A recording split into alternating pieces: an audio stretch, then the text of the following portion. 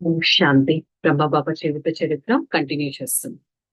कुछ बालिक कन्याओं को भी उसके माता पिता किसी मन्य व्यक्ति द्वारा दबाव डालकर बीच बचाव करके वापस घर में चले जाए थे। अब वापस लौट आया क्योंकि उसका लगन, निष्ठा, त्याग तथा सचों से मध्यस्थ करने वाले व्यक्ति तथा उसके माता पिता अप्रभावित हो गए थे।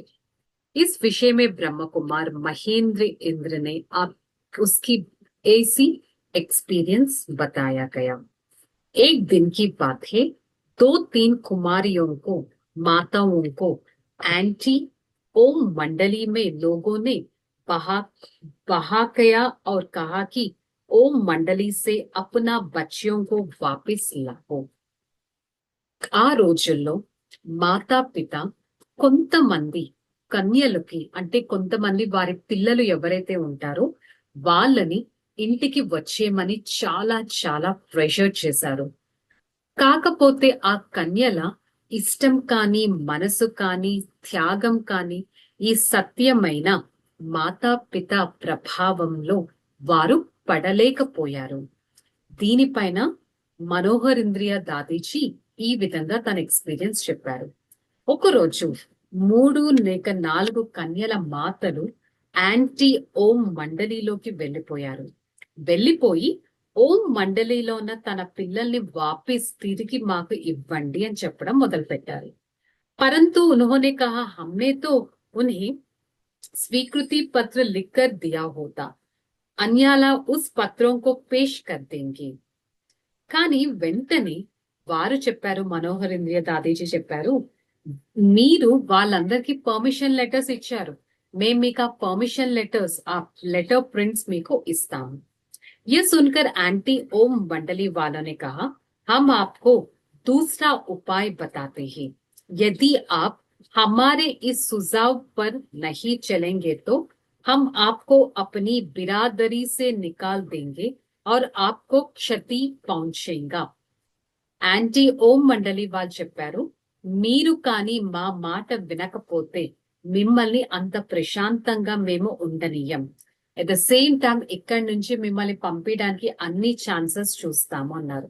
इस प्रकार उन्हें डर के उन माताओं को कराची में ले आई और कहा, सारी बात समझकर वहां के एक धनंजय एवं प्रसिद्ध व्यक्ति शिवरत्न मोहिती की जी के दरवाजे पर बिठा दिया, भूख हड़ताल करने को कहा है.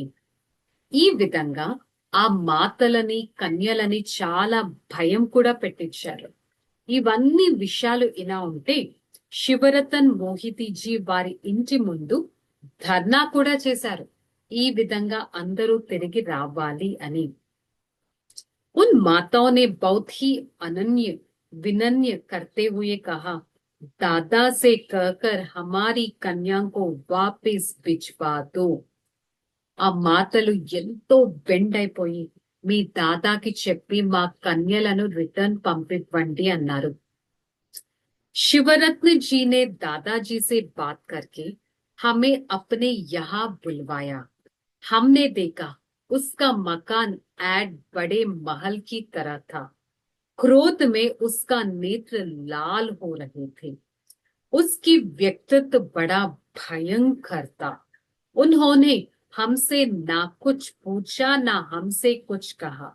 बाकी आज्ञा दी कि हम कन्याओं को हमारी माता के हवाले कर दिया जाओ. మరి ఎవరైతే శివరత్న మోహిజీ వాళ్ళు ఉన్నారో వారి ఇల్లు చాలా పెద్దగా ఉంది. వారిని చూస్తే క్రోధాలతో నేత్రాలు ఎర్రగా అయిపోయాయి. వారి పర్సనాలిటీ చాలా భయంకరంగా ఉంది. వారిని కొంతమంది అడిగారు, ఈ కన్యలను మాకు రిటర్న్ ఇవ్వచ్చు కదా అని. वे बोले, इन कुमारियों ने अपनी माता को बहुत तंग किया हुआ है. हमें ऐसे लग रहा था जैसे कंस हम कन्याओं को शीला पर पकड़कर मार रहा है. వారిది కూడా చెప్పారు, ఈ కన్యలు వాళ్ళ మాతలని బాగా విసిగిచ్చేస్తున్నారు అని అన్నారు. ఎలా అనిపించిందంటే కంసుడు కన్యలందరినీ తన పైన పెట్టుకొని ఎంతో హింసిస్తున్నట్టు అనిపించింది. उसके अंत के कारण हम बाहर उन माताओं के साथ कार में बैठ गई, परंतु उस समय हमारी अंतरात्मा ने आवाज सुनी, हे शक्तियां, तुम इनसे डरो मत. సో వెంటనే మేమందరం బయటకు వెళ్ళిపోయాం. వారి అంతరాత్మ నుంచి ఒక ధ్వని వినిపించింది, హే శక్తులు, మీరు భయపడకండి. उसको ईश्वरीय संदेश देती जाओ, आपसे उसका उद्धार के लिए निमित्त है. మీరు వాళ్ళకి ఈశ్వరీయ సందేశాన్ని ఇస్తూ ఉండండి, మీ నుంచి వారి ఉద్ధరణ పక్కా జరుగుతుంది. हम कार से उतरकर फिर अंदर गया. हमने कहा, हमें आपसे एक बात करनी है. वह तिल मिलकर बोला, क्या बात करनी है? हमने कहा, बाबूजी, आप हमको कहाँ बेच रहे हैं?